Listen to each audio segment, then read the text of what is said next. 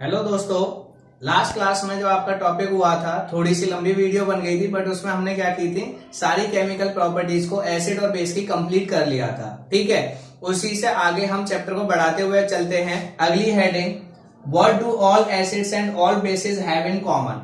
मतलब अब हमें ये जानना है कि सारे एसिड और सारे बेसिस के अंदर कोई चीज कॉमन होती है या नहीं, और अगर कोई चीज कॉमन होती है तो वो क्या चीज होती है जो एसिड में भी होती है और बेस में भी होती है। कोई कॉमन चीज है या नहीं है, और अगर वो कॉमन चीज है तो वो क्या है, उसको हम स्टडी करते हैं, उसको जानने की कोशिश करते हैं।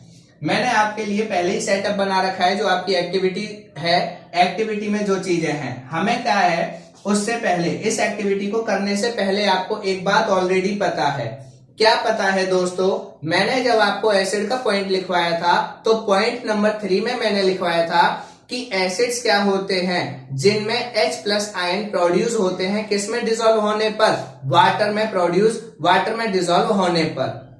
मतलब कोई भी सब्सटेंस अगर एसिड है तो उसमें से क्या प्रोड्यूस होंगे, H+ आयन प्रोड्यूस होंगे। और वो कब प्रोड्यूस होंगे, जब वो क्या होगा, एसिड। क्योंकि भाई अगर वो एसिड है तो उसके अंदर H+ होंगे, और अगर वो H+ है तभी तो वो उसमें से वाटर में डिसॉल्व होने पे निकाल पाएगा।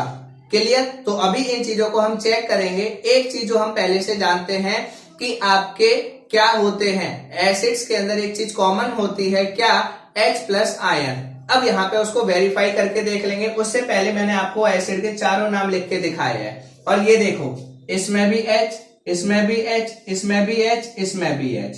अगर आप इन चारों को देखो तो ये चारों ही किसके एग्जाम्पल, अगर आपको याद हो तो एसिड के, और चारों के अंदर ही क्या है, H+ आयन है। इसका मतलब कि क्या हर वो चीज जिसके अंदर H+ आयन प्रेजेंट होंगे वो एसिड होगी? क्या हर वो चीज जिसके अंदर H+ आयन प्रेजेंट होंगे वो एसिड होगी या नहीं? आइए चेक करते हैं। इसी बात का जवाब हम ढूंढने की कोशिश करते हैं इस एक्टिविटी में। क्या मैं ये बात कह सकता हूं कि ऑल दो substance which have H+ ion is known as acid? क्या मैं ऐसा बोल सकता हूं या नहीं, या इसके लिए कोई कंडीशन होगी? तो आइए चेक करते हैं उस कंडीशन को, क्या है क्या नहीं। ठीक है, तो ये चीज यहाँ पे आपको एक्टिविटी करनी है, और इस एक्टिविटी में कुछ ज्यादा नहीं करना दोस्तों। इस एक्टिविटी को आपको एक बार एसिड के साथ रिपीट करना है और एक बार किसके साथ करना है, बेस के। इस एक्टिविटी में हमने ये रबर का टुकड़ा लिया है। इस रबर के टुकड़े पे 2 कीलें लगाई हैं, एक कील ये रही, एक कील ये रही, आयरन नेल। फिर इसको हमने तार से कनेक्ट करके यहाँ पे क्या है, आपकी बैटरी से कनेक्ट किया है, जिसमें हम इसको करंट दे रहे हैं 6 वोल्ट का। और इसमें आपका ये क्या है, बल्ब, और ये क्या है, की। ये सर्किट आपका कंप्लीट है। अब मैं इस एक्टिविटी को 4 चीजों के साथ रिपीट करूंगा। पहला आपका करूंगा HCl के साथ, जिसको कहते हैं हाइड्रोक्लोरिक एसिड। दूसरा करूंगा H2SO4 के साथ, जिसको कहते हैं सल्फ्यूरिक एसिड। फिर करूंगा C6H12O6, जिसको कहते हैं ग्लूकोज। उसके बाद करूंगा CH3CH2OH, जिसको कहते हैं मेथेनॉल। ठीक है, सॉरी, एथेनॉल के साथ रिपीट करूंगा। अब देखो, इसमें भी हाइड्रोजन, इसमें भी हाइड्रोजन, इसमें भी हाइड्रोजन, इसमें भी हाइड्रोजन। तो अब मैं चेक करूंगा कि क्या ये चारों चीजें एसिड है या नहीं, ये मुझे चेक करना है। अब यहां पे मैं क्या करूंगा, एक एक करके एक्टिविटी को परफॉर्म करूंगा। सबसे पहले मैंने क्या लिया, बीकर के अंदर कुछ नहीं लिया, ये सेटअप ऑलरेडी तैयार था। मैंने इसमें वाटर डाल दिया। कितना वाटर डाल दिया, 100 ml वाटर पड़ा हुआ है। इसके बाद मैंने इसमें क्या किया, सबसे पहले HCl। अब मुझे पता कैसे चलेगा, क्या ऑब्जर्वेशन है, अभी बताऊंगा। मैंने HCl लिया और HCl की कुछ ड्रॉप इस सॉल्यूशन में डाली। HCl की कुछ ड्रॉप इस सॉल्यूशन में डाली और की को क्या कर दिया, आपकी क्लोज कर दिया। की को क्लोज करते इसमें क्या हुआ, करंट जाना शुरू हुआ, और जैसे ही इसमें करंट चलना शुरू होगा तो आपका बल्ब क्या करने लगेगा, जलने लगेगा।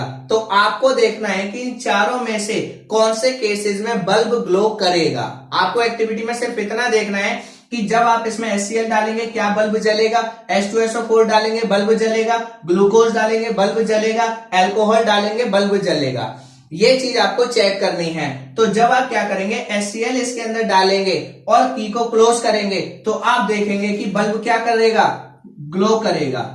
ठीक है, बल्ब क्या करने लगेगा, जलने लगेगा, चमकने लगेगा। उसके बाद आप क्या करेंगे, इसको HCl को हटा के सेम एक्टिविटी को किसके साथ रिपीट करेंगे, सल्फ्यूरिक एसिड। आप देखेंगे फिर से बल्ब क्या करने लगेगा, जलने लगेगा, ग्लो करने लगेगा। अब आपने क्या किया कि HCl पहले निकाल दिया, सल्फ्यूरिक एसिड भी। अब आपने एक्टिविटी क्या करी, ग्लूकोज के साथ। और ये ध्यान रखना, ऐसा नहीं है कि HCl पड़ा हुआ है उसी में आपने सल्फ्यूरिक एसिड डाल दिया, नहीं, बीकर को हटा के वाटर, इसमें से वाटर दोबारा डाल के फिर उसमें सल्फ्यूरिक एसिड, फिर आपको क्या करना है, वाटर दोबारा लेके फिर आपको ग्लूकोज डालना है। जब आप ग्लूकोज डालेंगे तो बल्ब ग्लो नहीं करेगा, do not glow, bulb glow नहीं करेगा। उसके बाद फिर आपसे इस एक्टिविटी को फिर किसके साथ रिपीट करोगे, अल्कोहल, जिसको कहते हैं एथेनॉल, एथेनॉल के साथ रिपीट करोगे, इसमें भी बल्ब ग्लो नहीं करेगा। यार ये क्या हुआ भाई, हमने तो देखा इसमें भी हाइड्रोजन, इसमें भी, इसमें 1 हाइड्रोजन, इसमें 2 हाइड्रोजन, इसमें 12 हाइड्रोजन, और इसमें देखो 6 हाइड्रोजन। भाई जिसमें ज्यादा हाइड्रोजन है उसमें तो बल्ब ग्लो ही नहीं करा यार, ग्लूकोज में भी बल्ब नहीं जला और ना ही किसमें जला, आपका अल्कोहल में, जबकि हाइड्रोक्लोरिक एसिड और सल्फ्यूरिक एसिड में तो जल गया। क्या रीजन होगा इसका, अब आपको इसका रीजन जानना है कि ऐसा क्यों, इन दोनों को मैं एसिड क्यों नहीं कह सकता, या ये आपके एसिड की कैटेगरी में क्यों नहीं आएंगे। अब इसका रीजन समझिए, इतना समझ में आ गया कि बल्ब कौन से केस में ग्लो करेगा, HCl में करेगा, H2SO4 में करेगा, और आप जब HNO3 लेंगे तो उसमें भी करेगा, CH3COH लेंगे उसमें भी करेगा, बट इन दोनों में नहीं कर रहा। अब रीजन समझिए ऐसा क्यों हो रहा है, किसकी वजह से हो रहा है। ये चीज अब आपको मैं रब करके दिखा रहा हूं क्योंकि आपने नोट कर ली होगी। अब यहां पे समझिए हुआ क्या, होता क्या है दोस्तों कि आपकी क्या होती है, जो आपके मिनरल एसिड होते हैं, मतलब आपके hydrochloric acid, sulphuric acid, nitric acid, ये जो एसिड होते हैं ये आपके क्या होते हैं, जब वाटर के साथ डिसॉल्व होते हैं, इनको जब पानी में घोला जाता है तो ये क्या हो जाते हैं, टूट जाते हैं। ये क्या हो जाते हैं, टूट जाते हैं। और किसमें टूट जाते हैं, H+ और Cl-। किसमें ब्रेक हो जाते हैं दोस्तों, इन दोनों को हम कहते हैं आयंस में।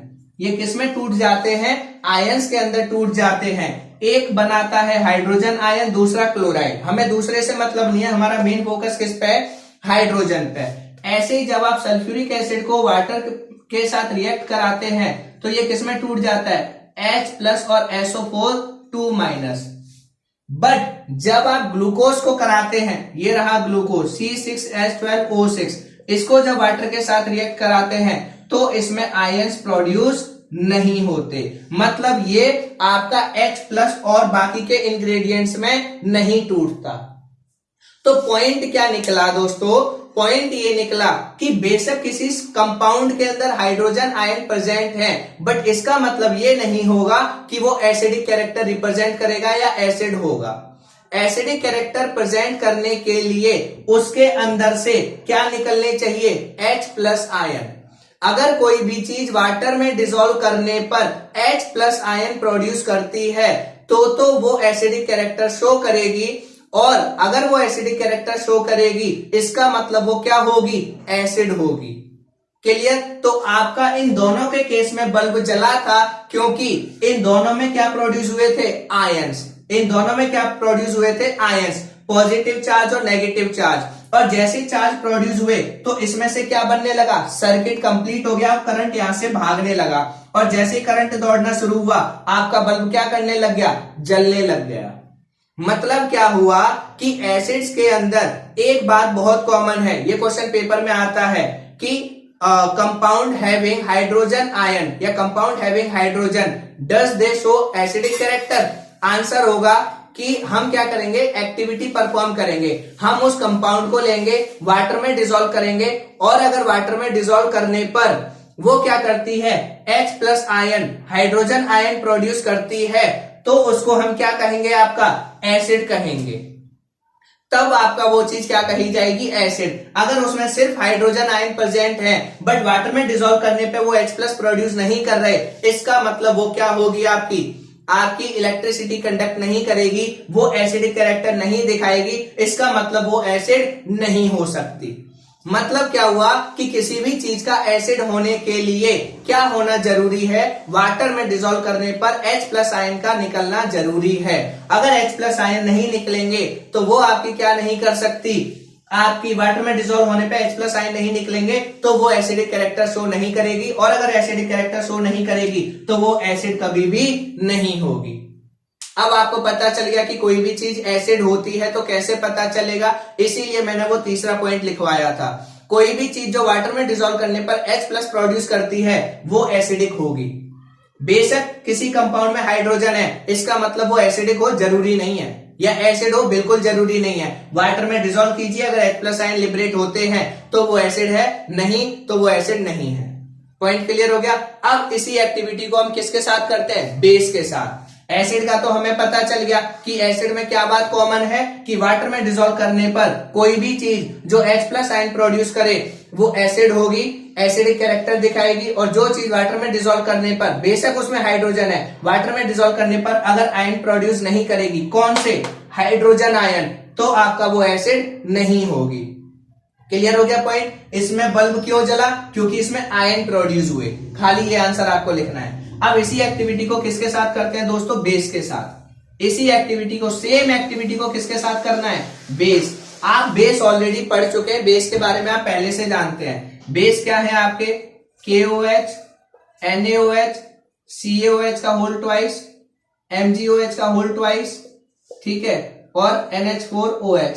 इन सब में आपको एक बात कॉमन दिख रही होगी, OH OH OH OH OH। पहले ही मैंने बताया था हाइड्रोक्साइड आयन, ठीक है। अब ये बात भी मैंने आपको पहले ही बताई थी बेस में कि ये भी क्या करते हैं, हम हर चीज को जिसमें OH है उसको बेस नहीं कहेंगे, उस चीज को बेस कहेंगे जो वाटर में डिसॉल्व होने पर क्या प्रोड्यूस करेगी, OH माइनस आयन या हाइड्रोक्साइड आयन। तो इसको भी हम चेक कर लेते हैं। हमने क्या किया, KOH को यहां पे डाला, पहले हमने एसिड के साथ एक्टिविटी कर ली, हमने वेरीफाई कर लिया कि एसिड में क्या कॉमन होता है, H प्लस आयन प्रोड्यूस करते हैं वाटर में डिसॉल्व होने पर। क्लियर, कोई भी चीज जो वाटर में डिसॉल्व होने पर H प्लस आयन प्रोड्यूस करेगी वो एसिडिक कैरेक्टर दिखाएगी, और अगर एसिडिक कैरेक्टर दिखाएगी इसका मतलब वो एसिड होगी, ठीक है। अब बेस, बेस में क्या है कि आपने KOH को डाला तो आपने देखा बल्ब जल गया, NaOH को डाला आपने देखा बल्ब जल गया, पर ग्लूकोज को डाला बल्ब नहीं जला, अल्कोहल को डाला बल्ब नहीं जला।